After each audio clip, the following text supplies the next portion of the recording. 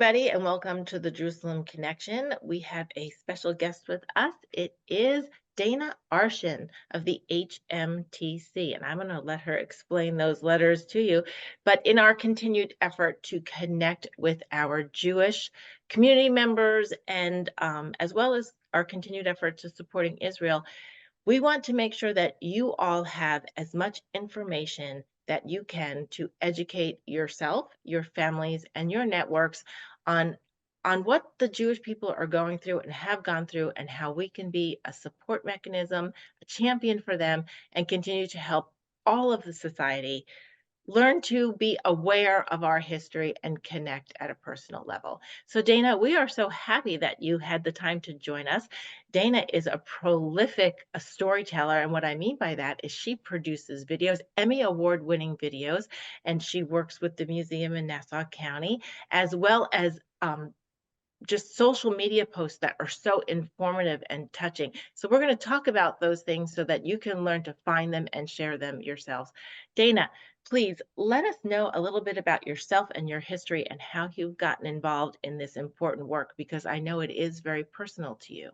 Sure, Amy, thank you so much. For everyone listening, Amy and I were connected through a mutual friend named Rachel, who Amy went to Poland with. And Rachel speaks so highly of you. Thank you so much for being a warrior for the Jewish people and for Israel. It means so much more coming from someone who is outside of that community who isn't Jewish. And I can't thank you and all your listeners enough who support us. So thank you. I got started in this because of my poppy. She has this picture right here. Somebody sent this to me. Oh, that's beautiful. My poppy is my inspiration, and he just passed away a few weeks ago at the end of December. We're He was sorry. just a few months shy of his 102nd birthday. Wow. And even though he was 101, I really thought he was going to live forever. He was just one of those immortal people. He seemed invincible to me. And it's like he had 9 lives. I mean, what he went through, he was in multiple Nazi forced labor camps, including approximately 2 years at Auschwitz. He lost both of his parents and 5 siblings, all murdered by the Nazis. He came from an ultra Orthodox family in Poltusk, Poland, Pultusk. It's a small city about an hour north of Warsaw, and I had the honor and the privilege to go visit Poltusk and Poland in 2018. And, from a young age, I always knew that my grandfather was a Holocaust survivor, but I never really understood what it meant. I always knew the number on his arm, 143499, which was the prisoner number he received in Auschwitz. But it wasn't until I got older that I really wanted to better understand his history and what my ancestors went through. And I mean, I could go on and on and on about my journey, but Sure. basically, I started to feel like it was my obligation. And tell me how long you want me to speak for, because I can tell you. But yes, I believe it's my duty to keep his story alive, and that's what led me here. So your work diving into your own history, your own family's history, and the experience of your poppy led you to really get involved in preserving and hearing others' stories as well. Now, your Holocaust Memorial and Tolerance Center Museum in Nassau County on Long Island in New York, that is one organization or avenue for which that you have cataloged or at least preserved these stories. I know that I have seen that you've produced a lot of videos where you're interviewing Holocaust survivors. So you're collecting these stories from a wide breadth, so that we can know them and visually using video, you're visually letting us to connect to those people. Why is that so important? Why is it so important for today's generation, for me, my neighbors, kids, my grandkids, which I don't have yet, but someday? Why is it important that we connect with these stories and not forget them? Yeah, and before I answer that question, I'll explain how I kind of got on this path. So, Sure. I actually became a journalist. I was a reporter and a fill-in anchor for News 12, a local station in New York, and then for Fox 5 New York, which airs all throughout the New York tri-state area. And even when I was in graduate school, I did my 15-minute thesis video project on Holocaust survivors. When I Wow. went to News 12, I did a 2-part series on Holocaust survivors. And then at Fox 5, I started, in addition to my general assignment reporting, I started a series on Holocaust survivors where I would go across Wow. the tri-state area interviewing survivors. And then Fox gave me the incredible opportunity to create and anchor a half-hour special on all the survivors I had interviewed. And Wow. it was really incredible. And I went to Poland with Fox 5 in Okay. 2018. I went by myself. I took my own camera and put together some videos. So I was getting a lot of recognition and awards and but more importantly, encouragement and people wanting to hear Mhm. it, that I got to the point where I kind of only wanted to do Holocaust stories. I just Okay. felt like it was my purpose in life. And I was thinking about, how can I do this full time? And I wrote up a pitch. I sent it to the Holocaust Memorial and Tolerance Center in New York and said, I would like to be your first ever storyteller. It was a title I created. Wow. Journalist just kind of felt too broad and not as personal. And Exactly. storyteller just felt, well, I've had very few people, like one or two people, question me and say storyteller, but like, they're Holocaust survivors. There aren't stories. I'm like, they are stories. Mhm. Course, everybody has a story to tell, and I'm so honored to have the opportunity to do that. So I've interviewed, I have to look up. I keep saying I've interviewed about 50 survivors this past year, but I interview a survivor every week and I haven't checked my list yet. So I'm probably at about 60 Mhm. at this moment. I interview a survivor almost every single week, sometimes three survivors a week, sometimes no survivors. I try to mix it up. But I never say no to an interview. And I'm so fortunate that there are so many here in New York, about Mhm. 14 to 15,000, which is incredible, which is actually a relatively low number Oh, compared wow. to what it used to be, but still a huge Right, number. right. So you were able to take your education and your skill set for what you wanted to do for your career, your livelihood, as far as, the things that interest you to study and produce, and actually marry that with your passion for uncovering not just this history, but like you said, it's a storytelling role, which makes it extremely personal. And and by making it that personal, I think it makes it more, I don't want to say the word desirable, but consumable, especially when you're talking to maybe middle schoolers or high schoolers or young adults who don't want to see a history lesson, Right. but really just connect with a person. And you're right, history is a compilation of all these stories. So that to us, it's just so important. And that's why I would make sure our network has access to your work, because I think it would benefit them greatly to go onto your website and see your different reports and the different interviews that are out there, because it will help us learn something. And so that's why we're so grateful for it. And I want to make sure that we share it. So continue. You were talking about your career No, when that you that got would to be the so full time. great. So for everyone listening, find me on social media, Dana Arschin, Arschin. There's only one of me, so you can find me Facebook, Instagram, Twitter, or X as we call it now. And then also, if you go to hmtcli.org/stories, you can see all of the work that I've produced for HMTC. Wonderful, And if you wonderful. just Google my name, you'll find my personal Weebly website where I have every story I've ever done for Fox 5 as well. And no, it's been rewarding. And I try, so the stories are 3 to 10 minutes long. So they're easy to digest. And the beauty of it is that, unlike for Fox 5, even though they were pretty amazing and didn't really give me big time restraints, I still had to stick to certain time frames, where now I try to keep it short and easy to watch, but I don't have to sacrifice a really important part of someone's story. I can make it as long as I want. Wow. And I do everyone differently. So I just, my story this weekend, my latest story was on a survivor who, he was one of 50 men in a lineup where they were shooting each man one by one, the sole survivor. And the Wow. way he survived is so incredible. It's very complex to explain. And then he lived in the forest and by himself, stealing food from farmers at night. I mean, his story was amazing. And then I did a story on a survivor who now owns a really profitable cheesecake company, and he taught himself how to make cheesecake in the Bronx. And instead of focusing on his whole survival story, which I usually do, I decided to talk about briefly what he endured, but how he overcame that and focused on his cheesecake business and how the Nazis didn't win. His revenge against them was surviving and creating this flourishing business, which Wow. brings sweetness to people all over the area.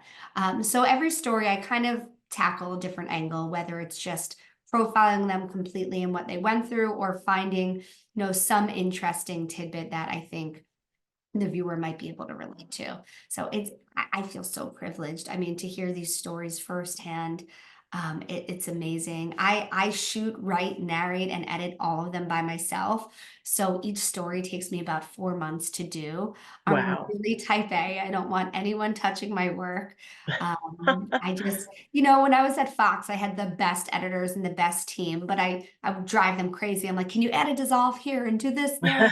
And this way I don't have to compromise the work, and I take great pride and ownership in it. So I love being able to do it myself. But I mean, when I'm with them, my jaw drops. Every story is so different than the last. You can have 10 Auschwitz survivors or 10 children in hiding, and each story is so drastically different. Just 2 weeks ago, I was with a survivor who had concentration camp prisoner tattoos on each arm. Actually, one was on her hand and the other was on her arm, on her other arm. And I had never seen that before.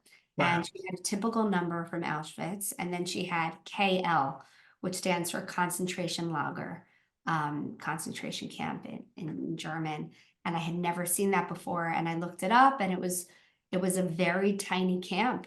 And it was one of the only camps that did the KLs. So she survived this tight. And just the fact that I had the chance to meet her was Mhm. unbelievable. So to answer your question, I know I could talk and talk and talk.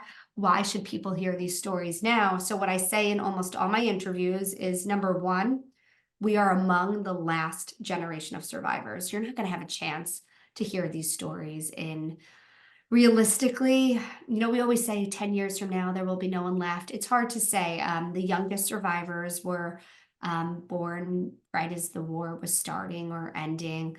They're about in their mid 80s for the most part. They were toddlers in hiding. I don't know, maybe 15, 20 years max, Mhm. maybe less, who knows? But the fact that you can still hear from these firsthand accounts is so rare and so unique. And I hope people understand the opportunity. And then what I also try to stress is, not only are they the last generation of survivors, but we are the last generation to hear the firsthand accounts. No one after us will be able to hear these firsthand accounts. So I try to stress that. And I try to stress that, hearing it from the source directly is pretty much the most powerful way to hear it. So you're using your skill set as a journalist and as a historian, pretty much, but also as an artist when you're creating the actual production for folks like us to go in and see and learn from. Um, it's a form of artistry where you say you're type A and you want it to be perfect because that's part of your messaging. I'm sure you take care on anything from a camera angle to a transition or where you go in the conversation. It's so Um, funny you say that, because I just interviewed a survivor who kickboxes. She's 85, I believe, 80, no, 88. And she has a private trainer and she kickboxes. And I went the other day I interviewed her one day, and then I went to record her kickboxing.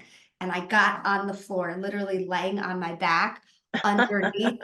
And just because I wanted the shot, a the shot. angle of the gloves coming from above. So yes, I went to grad school and I learned how to do everything: to shoot, write, narrate, edit.